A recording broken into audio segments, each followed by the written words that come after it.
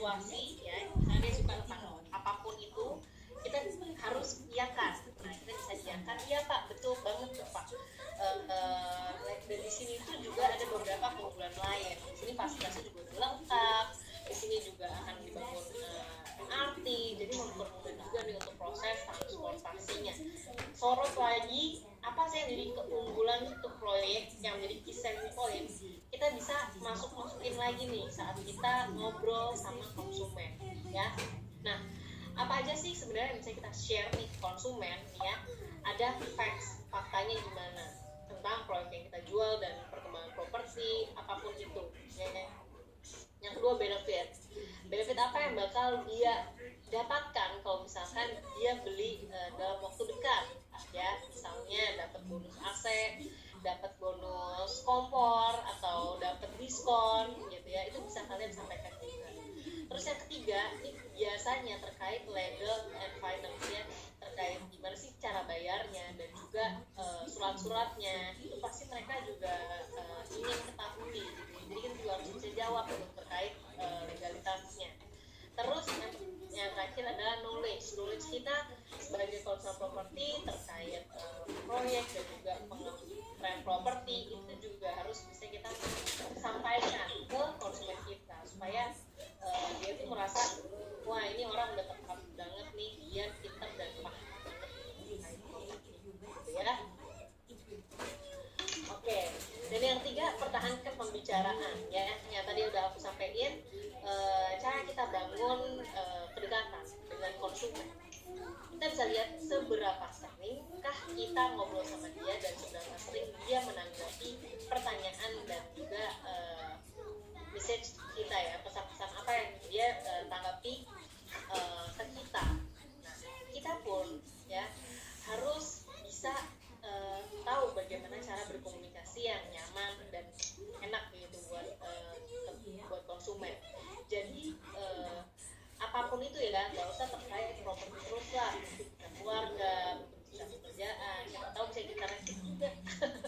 Jadi di sini teman-teman bisa bangun suasana yang nyaman gitu. Kalau misalkan ngobrol sama saya tuh kayaknya seru banget deh, itu jangan sampai kelewatan deh. Nah, gimana tuh caranya kita bisa membuat situasi yang nyaman, kita tanya jawabnya, terus kadang kita boleh kasih joke sedikit-sedikit, jadi konsumen itu juga nyaman dengan kita gitu, lebih casual gitu, tektokannya lebih enak gitu ya.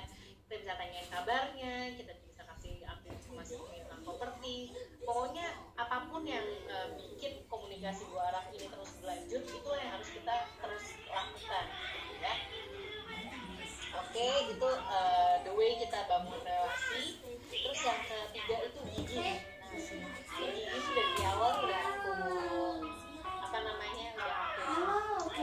omongin dari awal ya, kita sebagai konsultan properti pasti kita harus gigi itu gimana sih. Yang pertama dapat penolakan, dan yang kedua dapat menanggapi penundaan pembelian properti. Ini biasanya yang gimana mungkin satu kedua teman-teman bisa lakukan dengan baik, tapi yang ketiga ini kadang-kadang yang suka kita lupakan ya.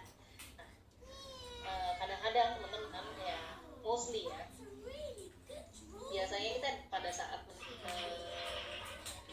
mendapatkan penolakan dari konsumen itu kita udah ngerasa down banget, kayak ya nggak jadi, kayaknya gue nggak bisa deh jualan, kayaknya industri properti bukan industri yang tepat deh buat saya ya, dan berbagai macam pikiran-pikiran negatif lain lah yang membuat kita juga nggak maju juga. Jadi gimana sih caranya gigi dapat mengalami penolakan? Ingat, kita di sini profesional ya, jangan terlalu baper ya, melayani dengan hati boleh, tapi pada saat ada penolakan, apalagi dia juga menolaknya baik-baik gitu ya, kita kan nggak boleh baper. Kita di sini konsultan yang profesional, jadi kita harus tahu yang pertama apa sih keluhannya ya. Kita harus tahu pada saat leads menolak kita harus catat dan konfirmasikan ulang hal-hal apa aja yang membuat mereka nggak yakin ya. Kita harus tahu apa-apa aja sih yang membuat mereka itu jadinya lebih yakin, nggak jadi beli, nggak jadi visit, nggak jadi apapun itulah.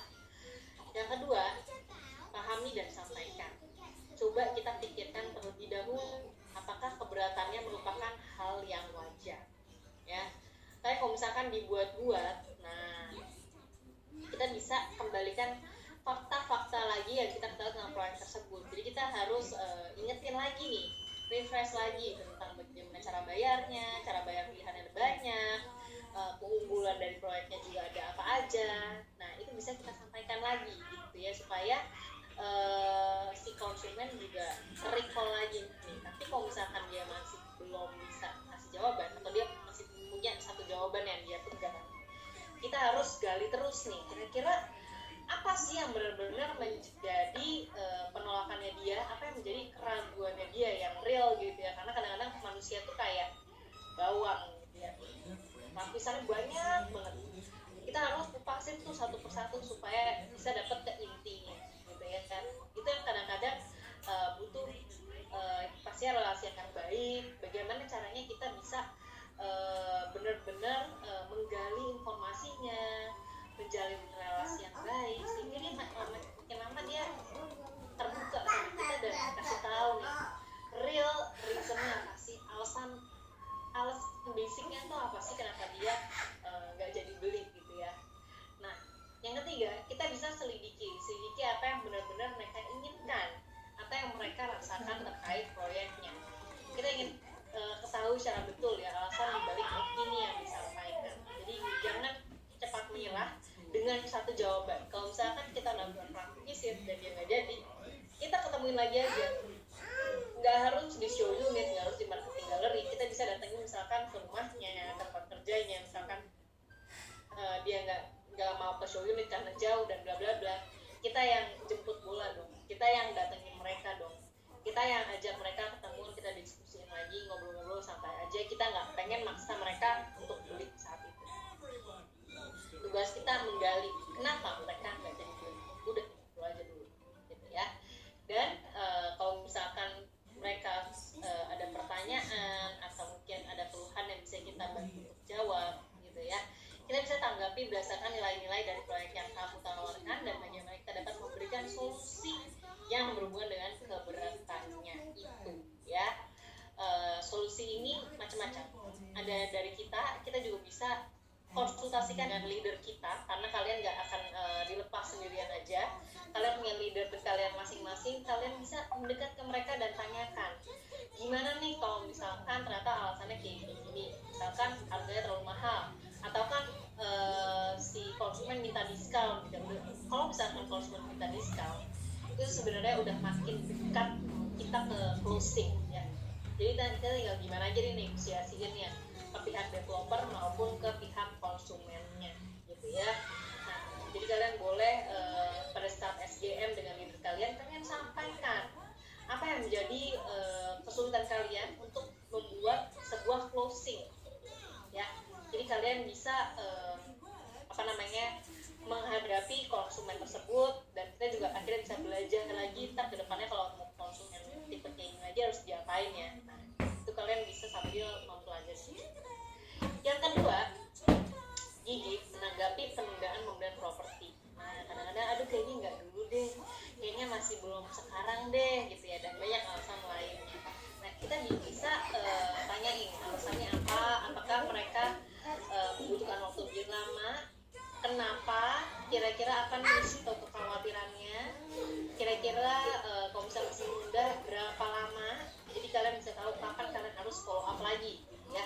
Terus yang kedua, tawarkan bantuan. Apakah kita bisa dapat membantu mereka supaya memilih lebih tepat? Apa yang kita bisa lakukan untuk membuat mereka lebih mudah mengerti ya. Jadi kita tawarin jasa kita supaya apapun yang menjadi penundaannya itu bisa kita jawab. Yang ketiga, tanyakan kapan waktu terbaik untuk follow up ya, atau konfirmasikan waktu Anda untuk menghubungi mereka lagi. Jadi kalian juga bisa konfirmasikan, oke Pak kalau gitu masih ditunda ya, kira-kira masih butuh waktu sebulan lagi nih untuk mikirin, nanti saya akan follow up ya. Di tengah-tengah itu kalian bisa update informasi soal properti, dan di bulan berikutnya kalian bisa follow up lagi untuk pembelian ini jadi atau enggak sih, atau gimana gitu ya. Nah, selanjutnya verifikasi. apakah benar mereka memang butuh waktu lebih lama untuk mempertimbangkannya, apa itu hanya alasan Anda, alasan saja untuk menghindari Anda. Wah, itu hati-hati banget ya. Jangan sampai nih orang kayaknya menunda properti karena nggak nyaman nih ngobrol sama kita. Wah, sayang banget teman-teman ya. Jadi kita benar-benar harus tahu apa sih alasannya, verifikasi lagi nih, kira-kira benar nggak sih dia menunda waktu lebih lama karena suatu hal atau karena menghindari kita aja nih, karena kita follow up-nya nih nggak membuat dia nyaman gitu ya. Dia harus lebih hati-hati lagi. Dan yang terakhir pastinya terus mencoba terus follow up berdasarkan situasi yang mereka sudah sampaikan ke Anda. Jadi kita di sini juga berempati ya. Jangan kita cuma fokus akan goals kita closing. Itu bukan berarti tidak kita prioritaskan, tapi kita juga harus mengimbangi dengan rasa empati kita. Ya, misalkan kemarin saya dengar ada konsumen yang lagi banjir, jadi nggak bisa closing, atau konsumen yang lagi sakit, ya masa kita mau paksa-paksa sih untuk bayar sekarang gitu ya. Jadi kalian juga harus tahu bagaimana saya menjalin relasi yang baik, dan juga bagaimana dan kapan kalian bisa follow up untuk langkah selanjutnya gitu ya. Oke.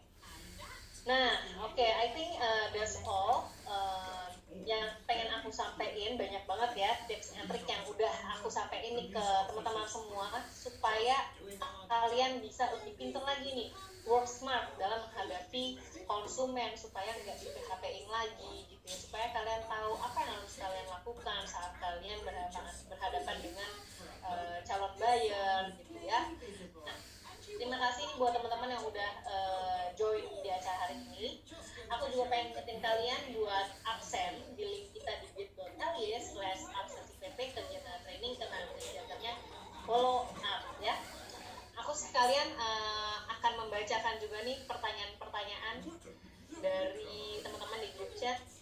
Alasannya karena pandemi COVID makanya nggak bisa visit gimana? Nah itu tuh ya. Kalau misalkan nggak bisa visit karena pandemi, apakah karena dia sakit atau enggak gitu ya? Karena kalau misalkan dia sudah sehat, kita bisa coba virtual visit gitu ya. Atau misalnya, Bu tenang aja, saya di sini akan menjalankan protokol saya dengan sebaik-baiknya. Kita akan menjaga jarak, dan juga saya pasti akan menggunakan masker sehingga keamanan juga terjaga. Mungkin kalau misalkan nggak nyaman di ruangan tertutup, kita bisa diskusikan sambil jalan-jalan ke ruangan yang lebih terbuka ya. Oke, itulah. Coba kasih mawar apa nih.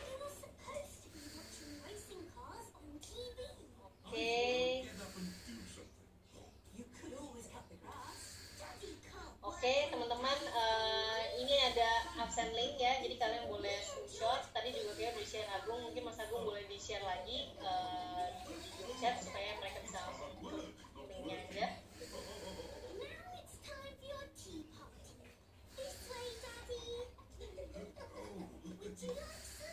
Oke, lagi mungkin teman-teman yang mau bertanya, kita masih ada sedikit sekali waktu yang bisa kita gunakan untuk tanya jawab.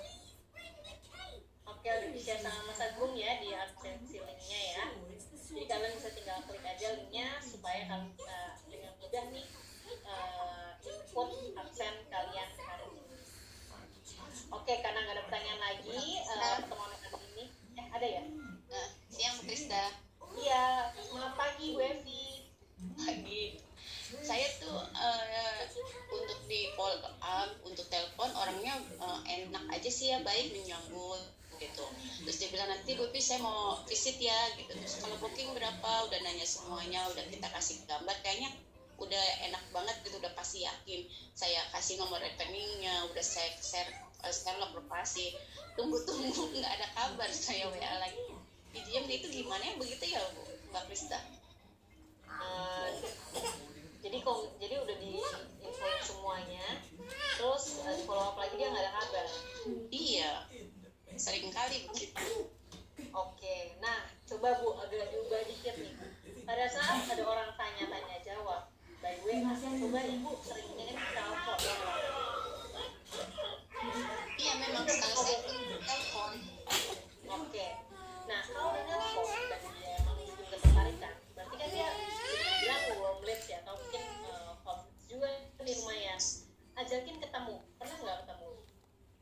Ya justru itu dia bilang mau langsung ketemuan sambil mau booking, dia bilang gitu. Saya tunggu-tunggu gak datang minggu ini alasannya hujan. Saya telepon lagi, oh iya minggu depan ya Bu Evi. Pas dari situ saya telepon lagi udah nggak ada kabar di WA, hanya dibaca aja nggak dijawab. Saya telepon nggak diangkat. Itu bingung. Yang aku tangkap ya dari cerita Bu Evi yang sepotong, maksudnya masih belum overall. Tadi Bu Evi bilang Bu Evi udah kasih semua info lah, dari booking-nya berapa, transfer kemana, gitu-gitu ya. Tapi dia udah paham belum cara bayarnya gimana, berapa, pengurusan KPR akan seperti apa, misalnya. Udah dijelasin semua. Cuman katanya belum cukup tahu gitu. Cuman nanti ya transfernya ke nomor developer Bu, bukan ke saya bilang gitu, sambil saya ajak bercanda gitu Bu. Nah, makanya tadi lebih baik kalau misalkan price list gitu ya tidak di-share di awal, dan apalagi untuk pembayaran misalkan rekening keberapa, itu semua pertanyaan jangan dijawab langsung. Kita harus bikin konsumen penasaran dulu sampai dia benar-benar visit dulu. Pas visit baru kita tanya, Bu, yuk ini kayaknya buat pertanyaan ini kayaknya better kita ketemuan aja yuk, gitu. Kalau price list dia bisa minta, jangan dikasih juga. Nah, kalau misalkan saya punya tips and trick gitu ya, skill dapet nih dari orang lain, difotoin aja tapi agak blur. Sorry Pak, ini saya sudah coba fotoin, cuman kayaknya kamera saya jelek nih. Kalau misalnya emang mau, mendingan nanti saya kasih aja hard copy-nya langsung ke Ibu. Jadi pada saat nanti kita ketemu, kita bisa jelasin langsung nih cara pembayaran gimana, mekanisme. Gitu ya. Jadi jelas. Jadi pada saat kita follow up ya, pada saat kita pengen nerangin ke konsumen, jangan semuanya kita udah sampaikan by WhatsApp, by telepon gitu ya. Yuk kita ketemuan dulu, mungkin kalau misalkan Ibu nggak yakin dia pengen ke areanya karena jauh, ya udah meet aja dulu, ajak mereka meeting dulu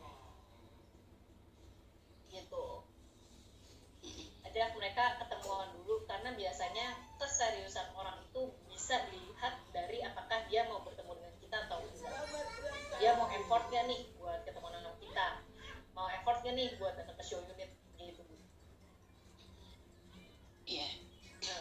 Kalau semuanya udah kita jawab, kita share semuanya gitu ya, nah susah nanti kita mau follow up lagi Bu ya.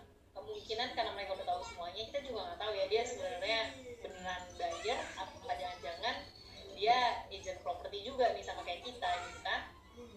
Iya betul nih. Iya, karena kalau misalkan agent property pasti diajak ketemuan, pasti penolakannya banyak dan macam-macam. Jadi dia udah tahu celah-celahnya gimana, cara baca prices dan lain-lain, dia juga udah tahu kan. Iya Bu Krista. Semangat terus ya Bu Evi ya. Ya makasih.